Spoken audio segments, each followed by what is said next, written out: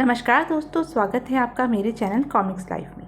शुरू करते हैं अंगारा सीरीज़ की एक और धमाकेदार कॉमिक्स, अंगारा और शीबा की जंग पार्ट 2। शीबा ने अंगारा को दलदल में फेंक दिया। दलदल में गिरते अंगारा को जटायु ने बहुत दूर से देख लिया। उसने सोचा स्वामी खतरे में है और जटायु वहां पहुंच गया अंगारा को बचाने। जटायु ने कहा, शाबाश जटायु, तुम ठीक वक्त पर पहुंचे। शीबा बोला, हैं, यह पक्षी कहाँ से आ गया? मैं उसे छोड़ूंगा नहीं, देखता हूँ कहाँ जाता है। जटायु ने कहा, यह किस नस्ल का राक्षस है स्वामी? आधा शरीर इंसान का और आधा शेर का। अंगारा बोला, जानवरों का खून पीने वाले राक्षस, मैं तुझे जीवित नहीं छोड़ूंगा, किंतु तेरा एक शरीर तो जानवर का है और मैं किसी जानवर की हत्या नहीं कर सकता। शीबा ने कहा, मेरे इन लंबे हाथों से बचकर कहाँ जाएगा? शीबा के शेर ने कहा, अब मैं तेरा खून पी जाऊंगा। अंगारा बोला, ऐ शीबा के शेर, क्या तुझे मालूम नहीं कि मेरा शरीर सभी जानवरों का ऐसा रूप है जिसे मसीहा कहा जाता है? मैं अंगारा हूँ, पहचान मुझे, मेरी गंध सूंघ और बता मेरी हस्ती क्या है। शीबा के शेर ने सोचा, मेरे लंबे नाखून जो किसी को भी चीर सकते हैं इसके शरीर पर काम नहीं कर रहे हैं। अंगारा बोला, संसार में ऐसा कोई जानवर नहीं जो मेरा कहना नहीं मानता। शीबा का शेर सोचने लगा, इसकी खाल में मेरे दांत क्यों नहीं धंस रहे और इसके शरीर की बू भी अजीब है, ऐसी बू जैसे सारा प्राणी जगत का एक रूप हो। शीबा के शेर ने कहा, मेरे भाई, इसको छोड़ दें क्योंकि इसके शरीर से देवताओं की बू आ रही है। शीबा का दूसरा धड़ बोला, चुप, हमारे सिवा कोई दूसरा देवता नहीं हो सकता। जटायु यह सब देखकर सोचने लगा, मामला कुछ जमता दिखाई दे रहा है, इसे काबू कर लेंगे। शीबा बोला, तुझे मालूम है खून हमारी गिजा है और उसके बिना हम जिंदा नहीं रह सकते। इसने वह प्रथा ही बंद करवाकर हमारी सत्ता को ललकारा है। शेर ने कहा, लेकिन इसमें देवता की बू रची बसी है, मैं सूंघ सकता हूँ, अगर हमने इसका खून पी लिया तो हम जल मरेंगे।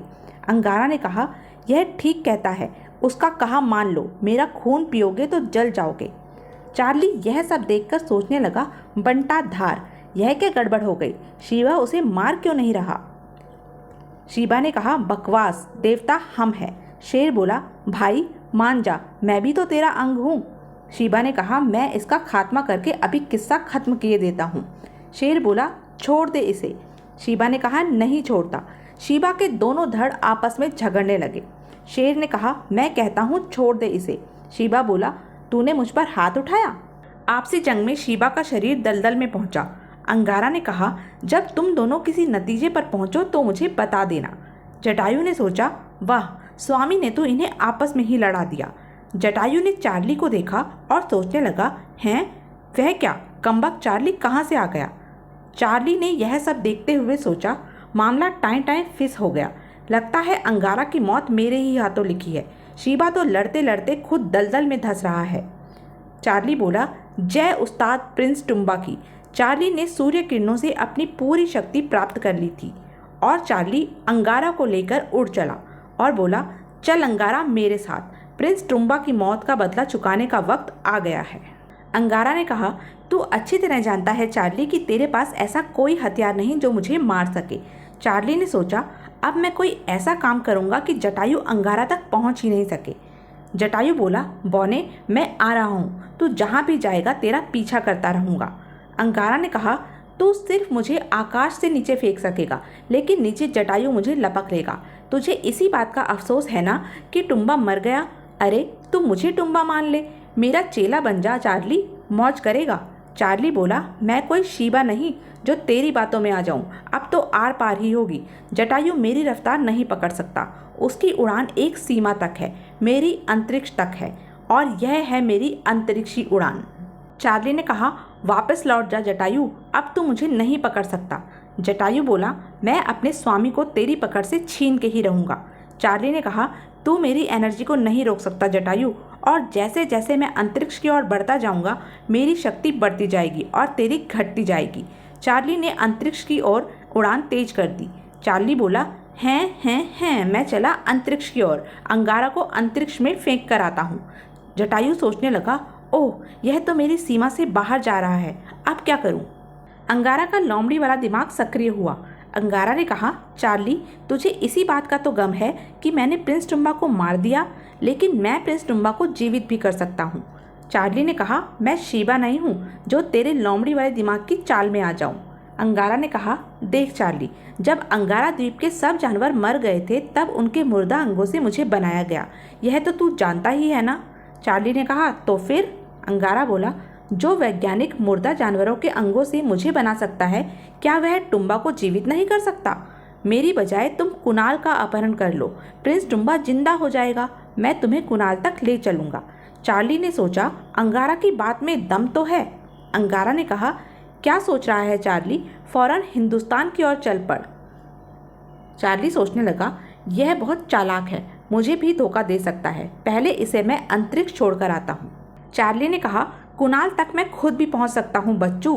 अंगारा ने सोचा, यह मेरी बातों में नहीं फंस रहा है। चार्ली, तू डाल डाल तो मैं पात पात।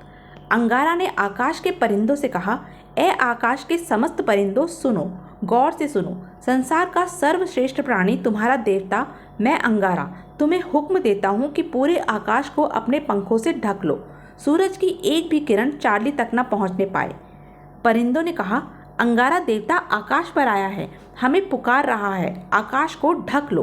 देखते ही देखते परिंदों ने आकाश को ढक लिया और बोले, सूरज की रोशनी ढक लो, चलो पंख जोड़ के चलो। चार्ली ने कहा, हैं, यह क्या, अंधेरा? अंगारा बोला, हाँ हाँ बेटा चार्ली जमूरे, अब तो मेरे लिए खिलौना है, अब तेरा पक्का ही इंतजाम करना होगा। चार्ली को सूर्य का प्रकाश मिलना बंद हुआ तो उसकी शक्ति समाप्त हो गई। अंगारा ने कहा, पक्षियों, अंधेरे की यह छत चार्ली के ऊपर बनाए रखो। चार्ली ने कहा, मैं मरा, गया काम से।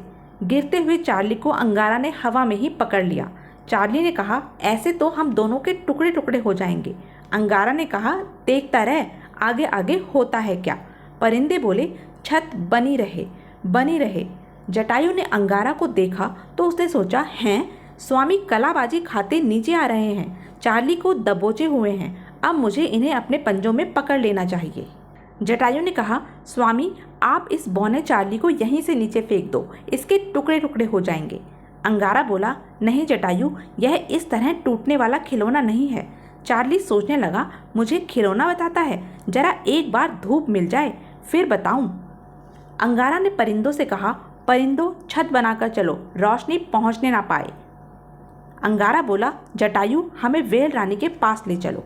अंगारा ने वेल रानी को आवाज़ लगाई, come on well Rani, come on. पानी के अंदर वेल रानी ने सोचा, यह तो देवता अंगारा की आवाज़ है, जरूर कोई मुसीबत है। वेल रानी सतह पर आ गई। अंगारा ने कहा, वेल रानी जबड़ा खोलो, मैं चार्ली को फेंक रहा हूँ, इस गुड्डे को दाढ़ में दबा के रखना, यह कभी बाहर न निकलने पाए, ताकि इस तक सूर्य की रोशनी न पहुँचने पाए। वेल रानी ने कहा, ऐसा दाब के रखूंगी जैसे इलायची। अंगारा बोला, चार्ली वहाँ तू आराम से रहेगा, तुझे कोई कष्ट नहीं होगा, अब मैं चला। वेल रानी के जबड़े के अंदर। चार्ली बोला, अरे भैया अंगारा, मुझे इस अंधेरे में छोड़ के मत जा, कसम टुम्बा की, मैंने तुझे माफ़ कर दिया। वेल रानी ने पानी में गोता लगाया। अंगारा ने जटायु से कहा, चलो जटायु शीबा पहाड़ पर। जटायु बोला, वह मुसीबत अगर कभी वेल रानी के जबड़े से निकल आई तो? अंगारा ने कहा, वेल ने उसे दाढ़ में फिट कर दिया है, नट बोल्ट की तरह। अंगारा ने जटायु से कहा, शीबा पहाड़ के अंदर चलो। कबीरे वासी यह सब देखकर बोले, अरे वो देखो, क्या तुमने कभी ऐसा नज़ारा देखा है? यह तो कोई जादूगर है, संसार का हर जानवर उसका कहना मानता है, और इतना बड़ा पक्षी, वह देवता है। अंगारा अकेला ही शीबा पहाड़ के अंदर दाखिल हो गया और सोचने लगा, हैं, यहाँ तो कोई भी नहीं है। अंगारा ने कहा, शीबा पहाड़ के जानवरों, अपने बिलों से बाहर आओ और मुझे बताओ तुम्हारा शीबा देवता कहाँ गया। सभी जानवर बाहर निकल आए और बोले, वह उस दलदल में समा गया, हमारा देवता मर गया। अंगारा ने कहा, अब तुम शीबा के गुलाम नहीं, जाओ, अब तुम आज़ाद हो। तो यह थी अंगारा की धमाकेदार कॉमिक्स। ऐसे ही धमाकेदार कॉमिक्स के लिए बने रहें मेरे साथ, और हाँ, मेरे चैनल को लाइक, शेयर और सब्सक्राइब करना ना भूलें। धन्यवाद।